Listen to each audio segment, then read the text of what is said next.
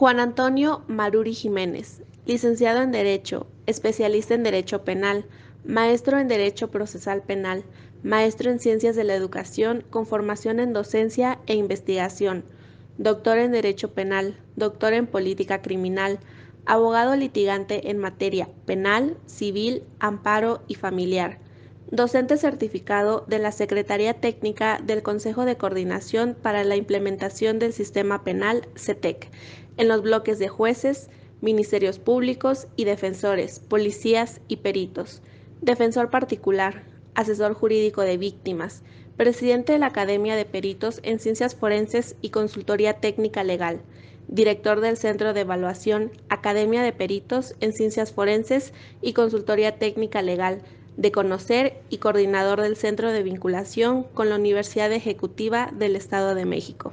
¿Qué tal? Les saludo a su amigo Juan Antonio Maruri Jiménez, agradeciendo la invitación a este segundo Congreso Internacional Razonamiento Probatorio y la Prueba Pericial. Agradezco de manera personal a la maestra Marta Vanessa Díaz Padilla, a la Asociación Mexicana de Psicología Jurídica y Derecho Penal, Asociación Civil, al Instituto de Ciencias Psicojurídicas y Sociales. Y bueno, en esta ocasión me toca a mí hablar del tema de la nueva teoría probatoria y la prueba pericial en el Código Nacional de Procedimientos Penales, su aplicación práctica. Y bueno, este es un tema de gran interés, porque vemos que actualmente con este tipo de eventos académicos nos dan mucho material para poder precisamente llegar a esta parte del razonamiento probatorio y que es mucho más allá de la cuestión del análisis por parte de los jueces. También aquí implica, obviamente, la cuestión del conocimiento, aplicación de los derechos humanos, las ciencias forenses, todo lo que es precisamente esta nueva teoría probatoria, tema que vengo ya desarrollando desde hace más de 7 años, desde la implementación de este sistema de justicia penal en 2008, que bueno, como tal, entonces llevamos para 14 años. Y bueno, pues esto ha sido un mundo bastante interesante, conocer la nueva forma de probar, la nueva forma de acreditar estos hechos delictuosos a través también de aspectos doctrinales que tienen mucho sentido con esta cuestión del razonamiento. Teorías que en el derecho no estaban tan eh, fundamentadas, no estaban tan reconocidas. Vemos ahora también la expresión de las neurociencias, del neuroderecho, pero aplicándolo también de una manera correcta, no tergiversándolo esta cuestión, porque bueno, todos somos seres racionales, somos seres pensantes, somos seres que llevamos a cabo esos juicios de valor también, y que pues esta cuestión de aplicarlo a la cuestión del proceso judicial, la actuación del perito, la actuación de todos aquellos actores inmersos en el proceso penal, conlleva a una gran responsabilidad de conocimiento de aspectos científicos, obviamente de aspectos legales en el Código Nacional de Procedimientos Penales, y esto implica conocer estos nuevos conceptos que conforman la nueva teoría probatoria, que así le he llamado porque, bueno, pues es una nueva teoría probatoria, tal cual con esos elementos que aparecen en el Código Nacional de Procedimientos Penales en México, y que, bueno, es lo que voy a desentrañar precisamente con apoyo de una presentación.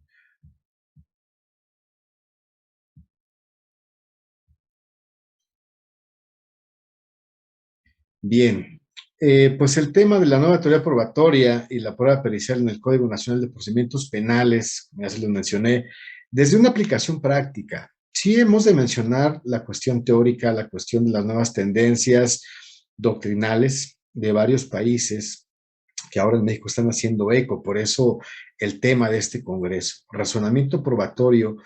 Pero, ¿qué voy a razonar? ¿Para qué voy a razonar? ¿Y de qué manera lo voy a expresar? ¿Cómo lo voy a desentrañar con estas cuestiones legales? Precisamente con estos preliminares o estas preguntas preliminares. ¿Para qué probar? ¿Y qué probar? Precisamente este aspecto bastante complejo en el mundo del derecho. Los abogados tenemos por tradición de enseñanza jurídica en las universidades, pues una cuestión de cerrazón ante las cuestiones precisamente racionales, porque nos enseñaron en la universidad que lo que no estaba plasmado en un texto legal no existía o simplemente no estaba reconocido. Vemos ahora que estos elementos de la nueva teoría probatoria y algunos aspectos que tienen que ver con eh, cuestiones periciales, cuestiones sobre todo científicas, como la cuestión de quién podrá solicitar esta actuación pericial en el proceso penal, en las distintas etapas. También la forma de valoración de estos conceptos probatorios en cualquiera de las etapas son cuestiones distintas. También vamos a apreciar esta parte, pero sobre todo no olvidar que hablamos ahora con esta tendencia del Código Nacional de Procedimientos Penales derivado del sistema penal, sistema procesal penal acusatorio, adversarial y oral que nos rige actualmente. No ver el delito como una cuestión de un fenómeno delincuencial como tal, de un fenómeno social, del aspecto de la criminalidad. Esas teorías criminológicas también ya han sido rebasadas con estas cuestiones de las criminologías específicas. Y bueno, también entrando ahora a esta cuestión de los mecanismos alternos de solución de controversias o de conflictos, que precisamente el Código Nacional de Procedimientos Penales establece que se va a dar solución al conflicto mediante la aplicación de este Código Nacional, y para ello es importante también establecer que el conflicto es una expresión de dos o más tendencias que se cruzan en un tiempo, un espacio y circunstancias específicas, donde se llega a una confrontación y que estas expresiones normalmente son contradictorias, incluso excluyentes y en algunos casos irreconciliables, pero no porque el hecho como tal sea irreconciliable, sino porque también hemos de decirlo, los abogados contribuimos mucho en esta cuestión de volver un asunto que puede mediarse, que puede conciliarse, en un asunto de gran relevancia, de gran consonancia en este aspecto de lo que es un conflicto, y entonces lo engrandecemos, lo hacemos amplio y le damos esa tendencia de seguir, de seguir, de seguir con cuestiones tramitológicas, incluso desgaste en cuanto al tiempo, gasto también de recursos económicos, porque bueno, pues muchos justifican el cobro de honorarios altos con esta cuestión de engrandecer el conflicto y de llevarlo a mucho tiempo. Esto debe desaparecer y sin duda también tiene que ver con este aspecto del razonamiento probatorio, pero mucho más también el razonamiento del profesional, el razonamiento a través de la ética profesional. Vemos versiones aparentes, duales y contradictorias en esta cuestión del conflicto, y es entonces cuando pues esta cuestión del conflicto, repito, en el Código Nacional de Procedimientos Penales, nos habla de establecer las normas que han de observarse en la investigación, el procesamiento y la sanción de los delitos para esclarecer los hechos, proteger al inocente, procurar que el culpable no quede impune y que se repare el daño. Y aquí viene esta cuestión que les menciono. Resolver el conflicto que surja con motivo de la comisión del delito o del hecho delictuoso. Y esto es así porque también en este Código Nacional de Procedimientos Penales se establece actualmente eh, la admisión de las salidas alternas, y una de las salidas alternas precisamente es la aplicación de estos mecanismos alternos de solución de controversias a través de los denominados acuerdos reparatorios y también en la suspensión condicional del proceso prueba, que como tal son pequeños procedimientos que precisamente nos van a dar alternativas de solución, alternativas de salir de este conflicto sin necesidad de llegar a la emisión de una sentencia, sin necesidad de llegar a gastar muchos más recursos humanos, materiales, financieros, en el aspecto de poder llegar precisamente a un acuerdo, a ese raciocinio, a esa cuestión de un pensamiento de darle solución a través de estas salidas y no necesariamente llegar a la audiencia de juicio, a los interrogatorios, contrainterrogatorios, el desgaste en esta cuestión también profesional, porque si estamos completamente eh, es, aterrizados en este sistema de justicia penal, pues hemos de concebir precisamente estos mecanismos alternos de solución de conflictos o de controversias como algo crucial, algo muy interesante. Y esto conlleva también el respeto de los derechos humanos. ¿Qué principios rigen la prueba penal? Si estamos en esta cuestión de la investigación, hemos de mencionar también que con fundamento en el artículo 21 constitucional, que de antaño también viene esta controversia o de alguna manera vacío u oscuridad en la Constitución, que al hablarnos de la investigación de los delitos, que es una facultad del Ministerio Público, no se habla de los peritos, no se habla de este aspecto científico, cuando ya hace más de 70 años sí estaba establecido de inicio cuando se promulga esta constitución que nos rige de 1917, ya más de 100 años, se hablaba de los peritos en la investigación.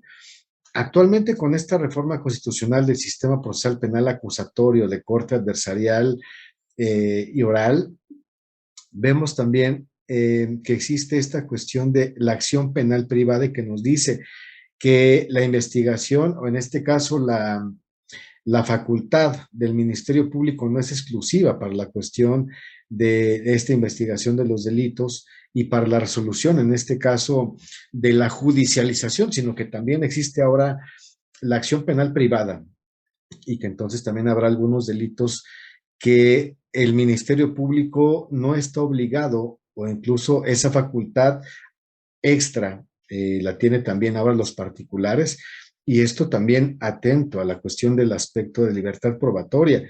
Muy importante porque aunque ya la teníamos en el sistema tradicional o mixto, antes de la implementación de este sistema penal acusatorio, nos hablaba precisamente de una tasación de las pruebas, pero también nos hablaba de que pues, las partes podían expresar y ofrecer sus pruebas de tal manera pues que no fueran contrarias a la moral, al derecho y que fueran útiles, que fueran también necesarias. Entonces, vemos que esto no es nuevo, pero sí tiene que ver mucho con este aspecto del razonamiento probatorio, pero sobre todo con aspectos más enfáticos de la libertad probatoria, en atención también ahora de la inclusión del respeto a los derechos humanos. El objeto de la prueba nos habla desde el aspecto de la teoría del caso, analizar desde sus tres análisis, sus momentos de aparición, el aspecto fáctico, el aspecto jurídico, el aspecto probatorio. Y eso nos da el objeto de la prueba. ¿Quiénes pueden probar? Bueno, pues pueden probar el fiscal, el asesor jurídico, que también es una figura novedosa, y también la defensa. El fiscal a través de su grupo de peritos y también la incorporación a través de la policía de investigación y en el aspecto de la defensa, también con su grupo de peritos y en un símil a lo que es en la fiscalía o por parte del Ministerio Público como órgano de acusación respecto de la policía de investigación. En el órgano de la defensa hablaríamos del investigador forense, que es quien nos va a brindar y a proporcionar todos aquellos elementos tendientes a acreditar o desacreditar los elementos, en este caso, de carga de la prueba. Vemos que la prueba penal también es un instrumento de prueba que implica una relación entre partes, pero sobre todo un conocimiento de la tramitología actual y sobre todo el llegar a la convicción de que estos medios probatorios deben ser útiles, pertinentes, y también vamos a hablar un poco de la exclusión probatoria. ¿Cuándo se excluye esta parte? ¿Qué es lo que va a pasar únicamente a juicio? ¿Podemos excluir antes de llegar a juicio? Esto con una tutela completa de los derechos humanos. Es decir, el perito también debe conocer estos aspectos de derechos humanos. El juez y la prueba penal. Una cuestión muy, muy importante, de gran relevancia.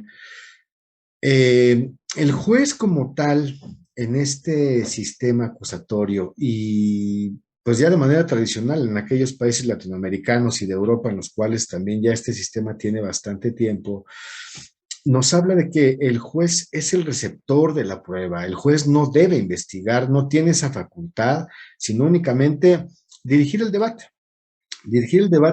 y no tratar de descubrir la verdad de manera activa, lo que también mucho tiempo en el caso mexicano se hablaba de no contaminarse, de que el juez no se contaminara con las expresiones o con las constancias o con los medios de prueba que las partes podían incorporar al proceso. Entonces, más que una cuestión de contaminación, precisamente es no tratar de descubrir la verdad de manera activa. También se habla eh, a partir del caso Ayotzinapa, a partir de esta cuestión que tiene un gran acervo en este aspecto de la mezcla de la justicia restaurativa con los derechos humanos, el aspecto científico de la prueba pericial y el aspecto legal también, una connotación bastante innovadora, pero también bastante interesante con esta cuestión de las comisiones de la verdad, con esta desaparición de la verdad histórica de los hechos, que en ese momento el Procurador General de la República en turno hizo muy enfático y que entonces eso dio precisamente a que a través de la implementación de los aspectos científicos, esta verdad histórica, pues llegara a desaparecer desde una terminología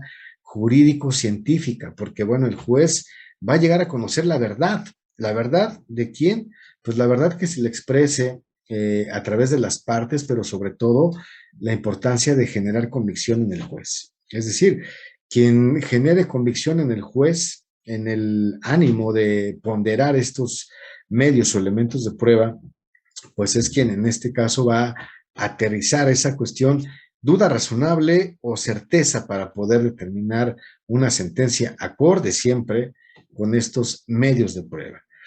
El juez también analiza la teoría del caso presentada por las partes, pero sobre todo una cuestión de gran relevancia que hace esto como un ejercicio precisamente de razonamiento probatorio, el principio de inmediación, que nos dice que ahora todos los jueces deberán estar de manera presencial y directa en las audiencias. ¿Para qué? Pues para que puedan ver precisamente de manera personal y directa todo aquello que pasa en el desahogo, en ese desfile probatorio, documentos, peritos, testigos, todas estas vicisitudes que también se llegaron a dar en el desarrollo de las diversas audiencias, pues es precisamente lo que le da esa frescura y esa riqueza para emisión del fallo. Vemos también que esta cuestión del razonamiento probatorio y esta cuestión científica del proceso penal descansa en varias teorías de las cuales pues les voy a hablar de una manera muy general, ¿no? Aspectos doctrinales en los cuales me he basado precisamente para esta investigación de la nueva teoría probatoria. Lawrence Cohen con su modelo inductivo nos habla precisamente de la cuestión de aplicar este método en la investigación científica que se aplica precisamente a la investigación de los hechos delictuosos. Importante también conocer el modelo de Mariana Gascón, modelo epistemológico, que nos habla ya de una cuestión de raciocinio, de pensamiento, de dilucidar precisamente los aspectos viscerales para llevarlos a un aspecto de conciencia, aspectos intelectuales también.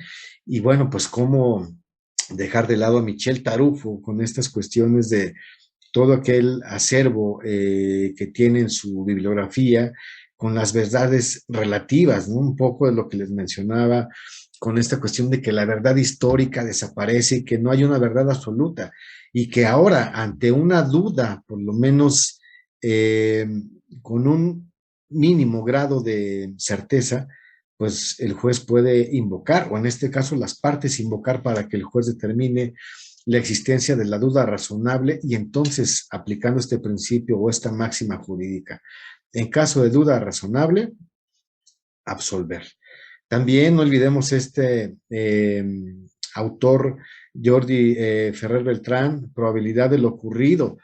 Esta probabilidad de lo ocurrido puede llegar a generar una convicción ante el juez, puede llegar a generar precisamente esa duda razonable, puede llegar a generar esa validación de lo que estamos investigando desde el aspecto científico, para llegar a esta conclusión, que no es posible alcanzar la verdad absoluta, ya que no está al alcance de persona alguna. Hablaremos de verdades parciales o verdades no a medias, pero pues de alguna manera, si no contamos o si no conocemos toda la historia de ese hecho delictuoso, pues entonces el juez va a tomar esos pequeños fragmentos de los cuales hemos estado eh, incorporando a través de las diversas audiencias en las diversas etapas del proceso penal, y es así como va a llegar a la emisión de su fallo.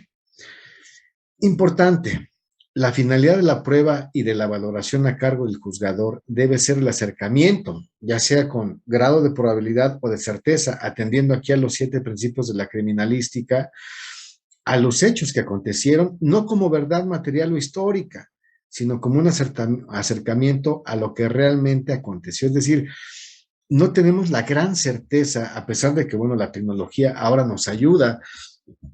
¿Qué pasaría si se estuviera transmitiendo la comisión de un hecho delictuoso en tiempo real y lo estuviéramos presenciando en una pantalla en el juzgado?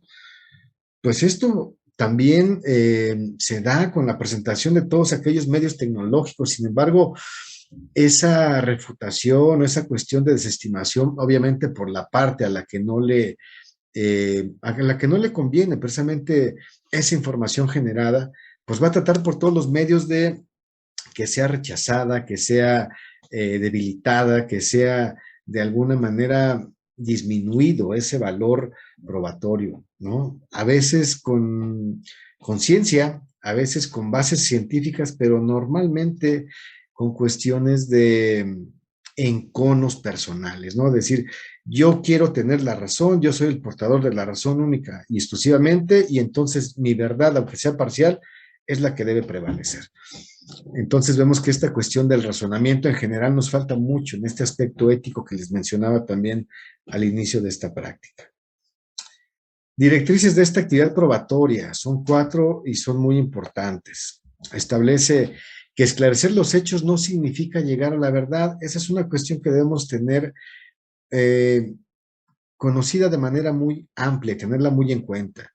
Se esclarecen los hechos en ocasiones porque hay una verdad parcial de la parte acusadora y una verdad parcial por parte de la defensa. Entonces, no podemos jugar con 2 verdades o hablar de verdades a medias para poder conjuntar una que sea un híbrido y que no encaje y que no empate y que entonces el juez sea quien diga, pues en base a 2 verdades yo voy a construir la mía por mi corazonada o por mi intuición. No, precisamente el aspecto científico del proceso penal con este razonamiento probatorio nos desentraña este aspecto que dice, esclarecer los hechos no significa llegar a la verdad. Entonces, hay preguntas que surgen en este aspecto, ¿no? Si esclarezco los hechos y los desentraño, puede que no sean atendibles en un sentido de verdad, o si llego a esclarecer estos hechos, puedo arribar a una verdad que me alcance para emitir un fallo, y esa verdad, al no ser absoluta, tendría opción de ser refutada. Entonces, vemos aquí varios aspectos, ¿no? Y nos sigue diciendo este principio, sino que objetivamente lo expresado y demostrado por las partes le genere convicción al juez, que ese es precisamente ese complemento. Si yo llego a un esclarecimiento de los hechos conforme a mi investigación, conforme a mi teoría del caso, conforme a mi postura en este aspecto de las estrategias de litigación, precisamente voy a generar esa convicción al juez. ¿De qué? Pues de que lo que le estoy demostrando es precisamente el esclarecimiento de esos hechos y que eso lo puede llevar al conocimiento de una verdad o establecer una verdad parcial, pero que le va a alcanzar para emitir un fallo, ya sea absolutorio o de condena. Y esclarecer los hechos entonces representa un estándar probatorio menos exigible para el juzgador que encontrar la verdad absoluta, porque el juez ni nadie estamos obligados a conocer la verdad absoluta en el proceso penal, sino que precisamente con los elementos que se le aporten al juez, tiene esa libertad de decisión, atendiendo también este razonamiento probatorio para poder emitir su fallo. Y aunque este estándar es menos exigible, sí es material y humanamente alcanzable, aunque vemos que normalmente también los jueces se equivocan y que dependiendo de la postura que tengamos, si somos parte acusadora, somos órgano de la defensa, y si nos es adverso ese fallo, diríamos, se equivocó, entonces me voy a un recurso o me voy al trámite de un amparo o me voy a expresar inconformidades con esa cuestión de que a mí como órgano de la defensa u órgano de la acusación no me favorece. Entonces vemos que lo que es material y humanamente alcanzable es viable y útil para la finalidad de lo cual se estableció. Entonces, aquí debemos tener bien claros estos principios del razonamiento probatorio y no únicamente hacerlo de manera indiscriminada, la cuestión de aportación de elementos o medios de prueba. ¿Para qué? Para atiborrar al juzgado de material y que vea que yo tengo bastante material y que en relación a mi contraparte, pues tengo un alto grado de probabilidad de que con tantas pruebas o con tantos elementos o medios, pues yo tenga la razón. Eso ya no existe o ya no pasa, por lo menos ya no debiera pasar en este sistema. Importante también hablar de la fuente de la prueba. Nos habla de un origen de la información de los hechos y esto lo vemos desde los aspectos preliminares de la investigación criminal. Hay un conocimiento de un hecho, debe haber también un análisis, debe haber una corroboración de esa noticia criminal y después, bueno, pues iniciar ya con esa investigación. Tiene un aspecto también extraprocesal esta prueba, porque la prueba no surge del proceso. La prueba se aporta al proceso y entonces por eso es extraprocesal, porque está fuera de, en el aspecto fáctico, en el mundo real, si hablamos de indicios, si hablamos de todo aquello que tiene que ver o que no tiene que ver con el proceso penal, alguna de las partes lo invoca para poderlo ingresar o introducir al proceso penal, eso está fuera, por ello es extraprocesal.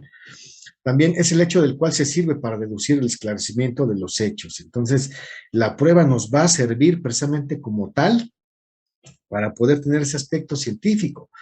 Muchos abogados todavía insisten en esta cuestión de decir, pues, ¿para qué voy a probar? Yo voy únicamente a la segura con el aspecto jurídico y entonces si no me favorece, pues me voy a tramitar un recurso, me voy a tramitar una demanda de amparo. Y entonces desdeñan esta cuestión científica.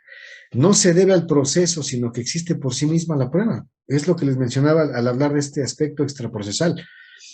Algo que ocurre o que está relacionado con un hecho delictuoso tiene vida portal, es decir, está vivo, está latente por coincidir con ese hecho delictuoso.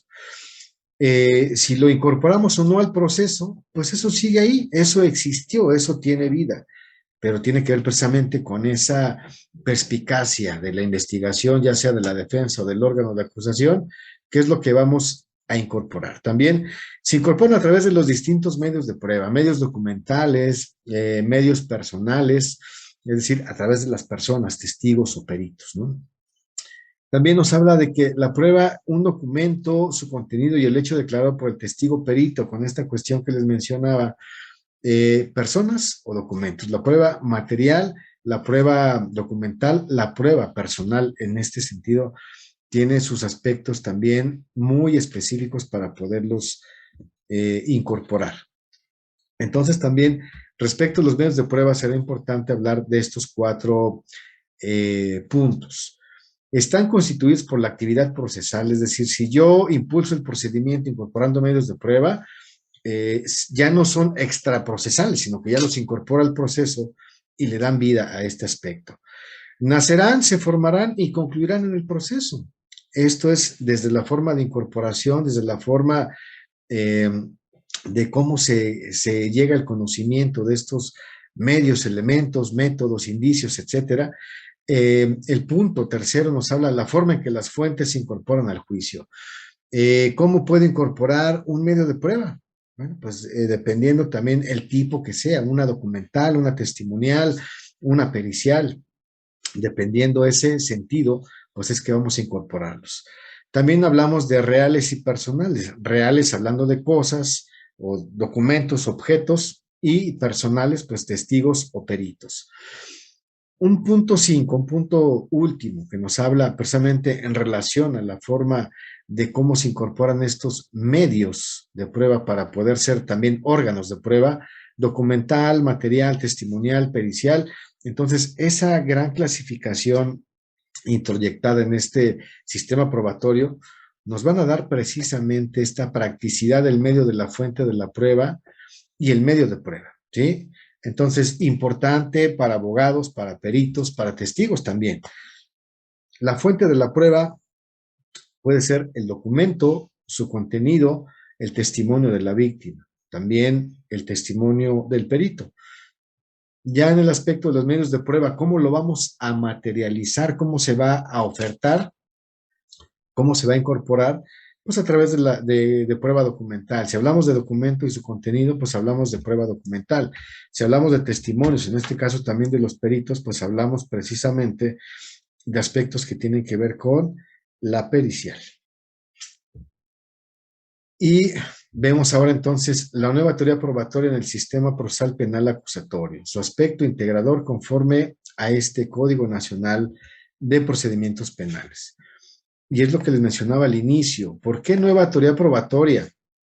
Pues porque surge del Código Nacional de Procedimientos Penales, publicado el 5 de marzo de 2014, es decir, ya casi 9 años de esa publicación, y que entonces es cuando esta nueva teoría probatoria se descubre, surge como tal a la vida del proceso penal. Es una nueva teoría sistémica porque hablamos de conceptos que llevan un orden y que en esa sistematización no podríamos hablar de aplicar primero el número 4, después el 1, después el 3, después el 5 y al final el 2. Esto lleva una secuencia precisamente sistémica. Hay un antes de llegar a la prueba, es decir, hablamos precisamente de ese conocimiento del aspecto de la teoría del caso a través de los hechos, a través del aspecto fáctico. Llegamos a conocer los hechos precisamente para poder después conocer este aspecto probatorio. Importante que aquí intervienen la ciencia y la lógica, y pues esta lógica también nos habla de procesos mentales, del proceso del raciocinio, de los procesos cognitivos, pero también cognitivos, también epistémicos y epistemológicos. Tiene diversos tratamientos en las etapas del proceso penal. Vamos a ver al final en un esquemita cómo es que se llega a esta simplicidad del modelo, pero que lleva a todo un estudio de este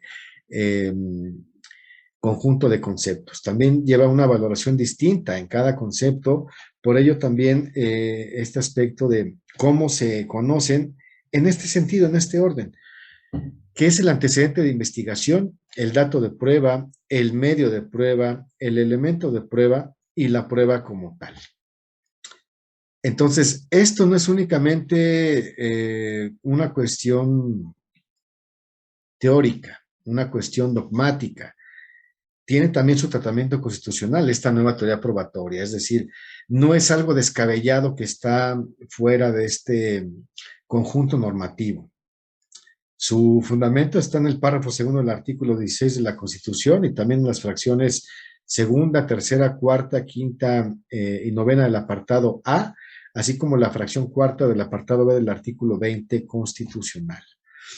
Y en relación también a complemento de esta nueva teoría probatoria, el Código Nacional de Procedimientos Penales nos habla actualmente de los actos de prueba, aunque estos actos de prueba no están conceptualizados, pero como tal se menciona en varios artículos del Código Nacional de Procedimientos Penales y por ende pues se debe adoptar a través de la sistematización, pero también de la descomposición a través precisamente de este modelo pedagógico del constructivismo. Y hablando aquí de este constructivismo también vamos a desconstruir estos conceptos, ¿no? Acto de prueba como tal, bueno, pues son todos aquellos actos realizados por las partes ante el juez o tribunal de juicio oral y que su objeto es incorporar los elementos de prueba destinados a verificar sus proposiciones de hecho.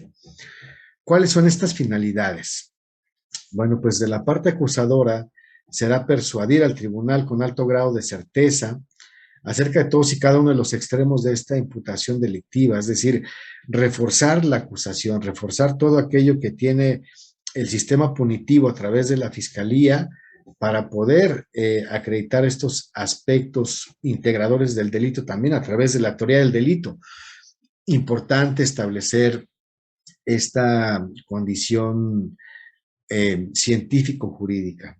La teoría del delito no desaparece con la creación o la implementación del sistema de justicia penal acusatorio. Es más, se refuerza porque ahora con este aspecto integrador de la nueva teoría probatoria y el aspecto científico de esta prueba pericial, obviamente que se refuerza este aspecto y no es sustituido por la teoría del caso, como en algún momento eh, declaraciones o manifestaciones desafortunadas por algunos personajes públicos hacían saber, ¿no? Que la teoría del caso hacía que desapareciera la teoría del delito y que entonces esta nueva modalidad pues tenía ahora precisamente ese tinte, ¿no? Ese establecimiento de la teoría del caso que no sabíamos qué era porque pues es algo que simplemente no estaba en nuestro sistema jurídico, en nuestra tradición jurídica romano-germánica española, ¿no? Entonces, este aspecto también en el lado de la defensa será cuestionar la posibilidad de adquirir certeza sobre uno o más de los extremos de la imputación delictiva. ¿Cuáles son estos conceptos de la nueva teoría probatoria? Pues hablaremos precisamente del antecedente de investigación como primer elemento y nos habla de que es todo registro incorporado en la carpeta de investigación que sirve de sustento para aportar datos de prueba.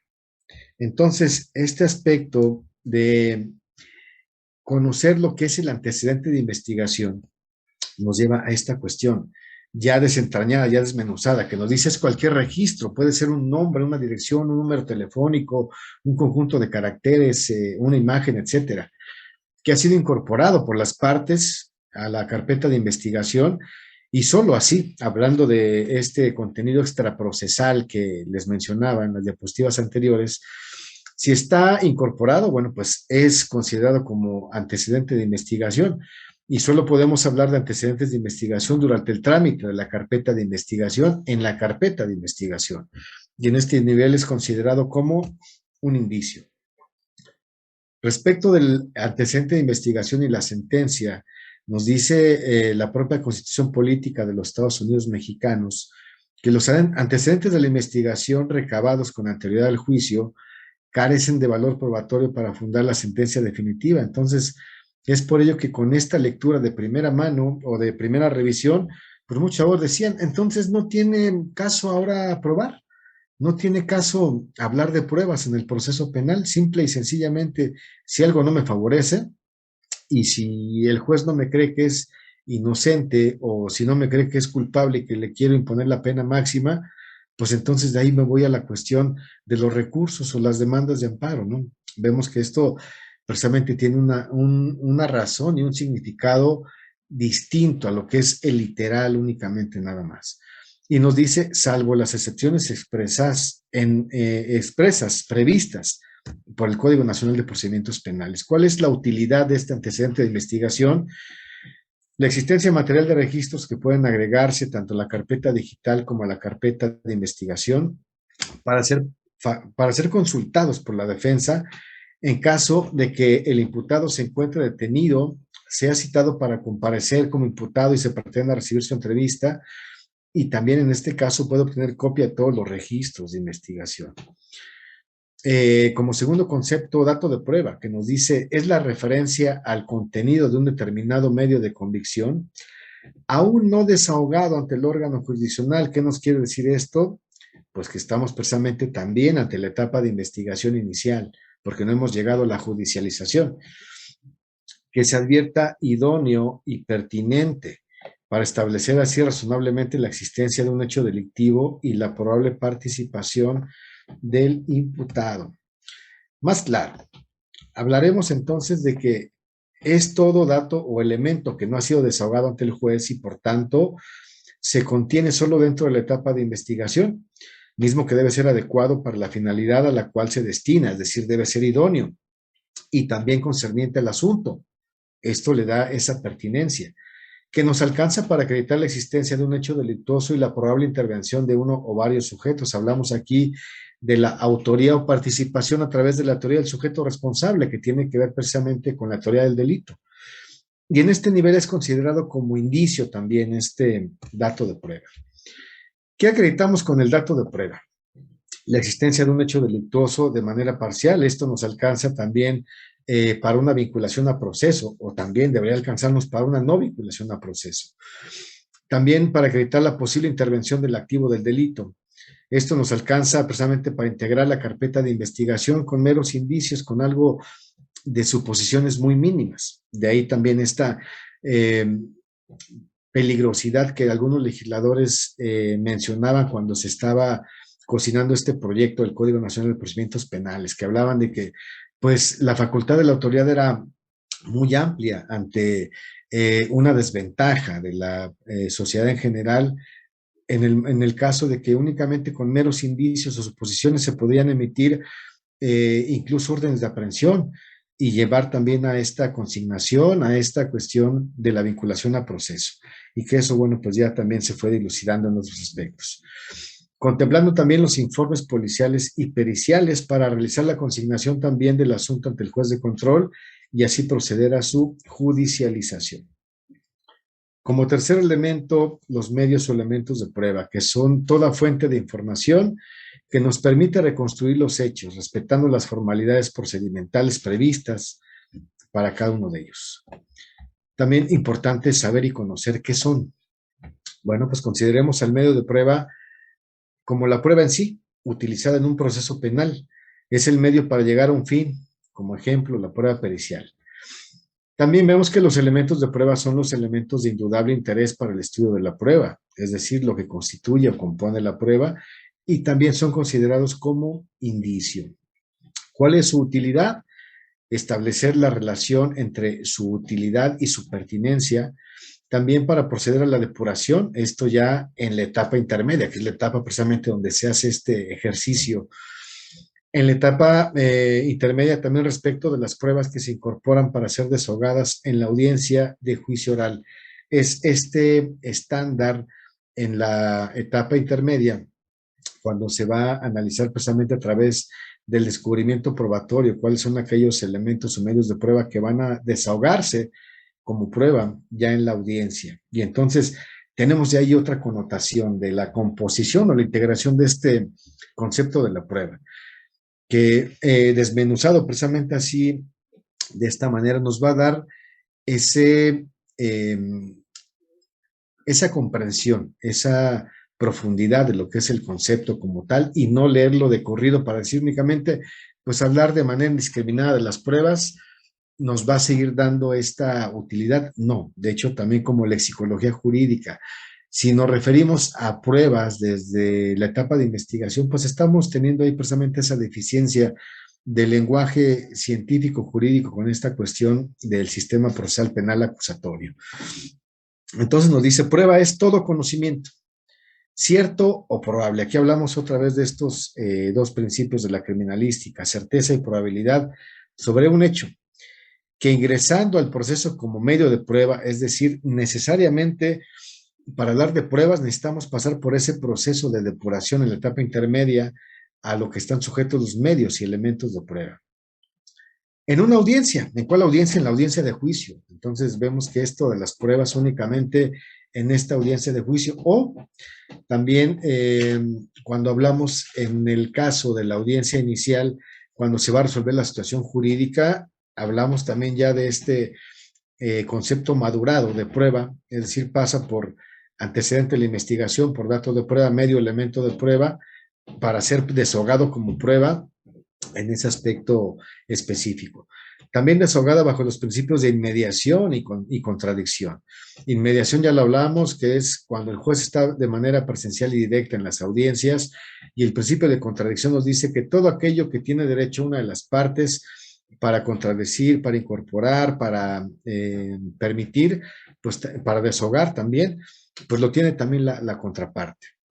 Y esto sirve al tribunal de enjuiciamiento como elemento de juicio. Aquí hablamos de elemento de juicio como un elemento de raciocinio, y es a donde vamos con esta cuestión del razonamiento probatorio. Para llegar a una conclusión cierta sobre los hechos materia de la acusación, entonces aquí es donde llevamos todo este proceso cognitivo para llegar precisamente a la verdad del esclarecimiento de los hechos. ¿Qué es la prueba entonces? Pues nos dicen varios pensadores, varios científicos, expertos en este tema, que es el arribo a un conocimiento con un grado de alta probabilidad y certeza, atendiendo a los elementos del método científico, que es desahogado ante el juez en la audiencia de juicio oral y que es el fundamento para la resolución final emitida mediante una valoración libre, lógica y razonada, apoyada en los conocimientos científicos. Y en este caso ya es considerado como evidencia, es decir, que le va a dar precisamente ese aspecto de disyuntiva ya en la valoración del juez, que va a decir, bueno, sí, hay una sentencia de condena o hay duda razonable y entonces emito una absolución. ¿Y con esto qué acreditamos? Bueno, el órgano de la acusación tratará de acreditar los extremos de su acusación para lograr la emisión de un fallo condenatorio. Y a su vez la defensa intentará desacreditar los elementos de la acusación y lograr por lo consiguiente la absolución del acusado.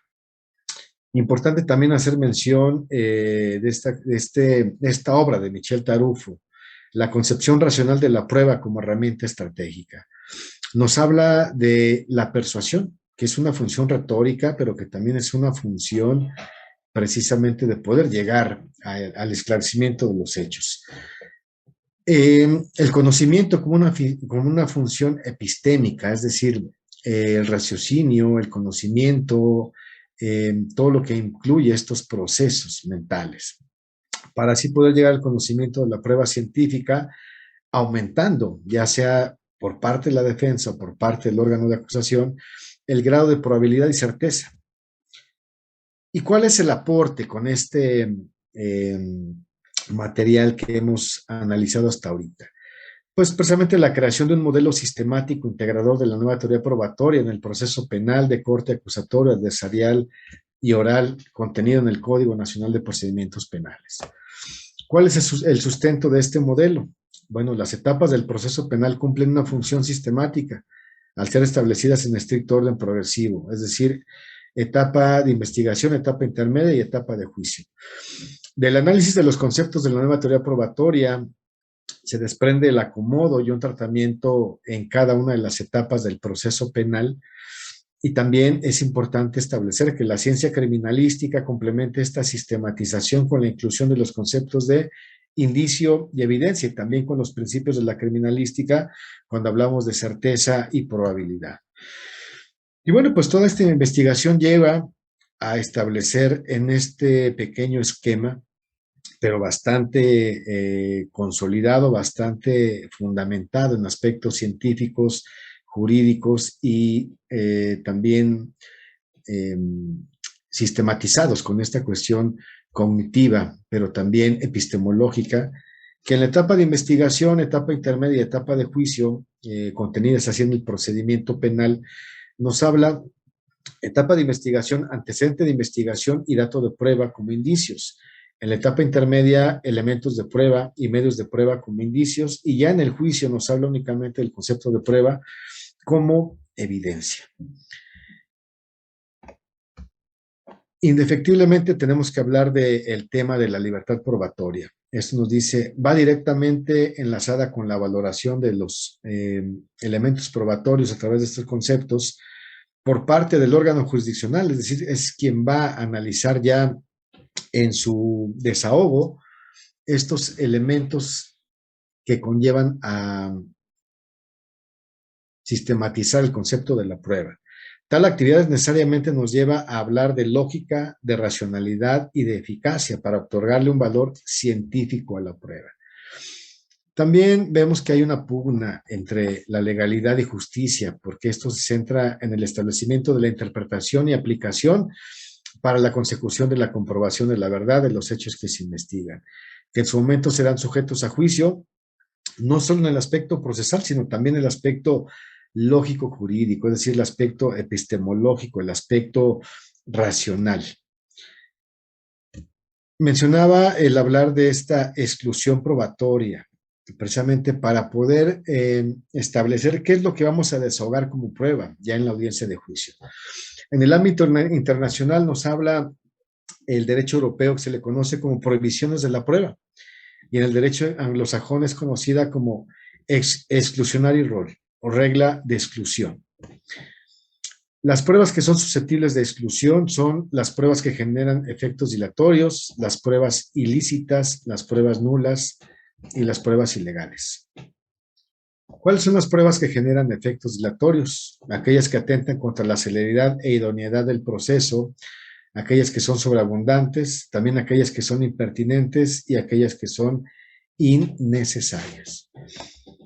¿Cuáles serán las sobreabundantes? Aquellos que se refieren a medios de prueba del mismo tipo, ya sea testimonial, pericial, etcétera. Aquellas que acreditan lo mismo, algo que ya ha sido superado en reiteradas ocasiones, y también en este caso, el juez dispondrá que la parte que le ofrezca reduzca el número de medios de prueba cuando mediante ellos desea acreditar los mismos hechos o circunstancias con la materia que se someterá a juicio. Hablando de las pruebas impertinentes, hablamos de medios de prueba anunciados, descubiertos y ofrecidos que no se refieren a hechos controvertidos, es decir, no pertenecen al procedimiento. Los innecesarios son aquellos que tienden a comprobar hechos públicos, notorios o no controvertidos. La prueba ilícita la contempla el artículo 264 en su primer párrafo del Código Nacional de Procedimientos Penales y nos habla de cualquier dato o prueba obtenidos con violación de derechos fundamentales, lo que será motivo de exclusión o nulidad. Y bueno, pues hasta aquí llegamos con esta charla. Espero pues les haya sido de su interés y bueno, pues también les dejo mis datos de contacto para mayor información. Estoy abierto a aquellas dudas, aquellos comentarios, aquellas solicitudes también incluso de mayor información al respecto, con todo gusto. Un placer de nuevo estar en este segundo Congreso Internacional de Razonamiento Probatorio y la Prueba Pericial, agradeciendo también a la maestra Marta Vanessa Díaz Padilla por esta invitación. Muchísimas gracias. Es un placer. Les saluda a su amigo Juan Antonio Maruri Jiménez.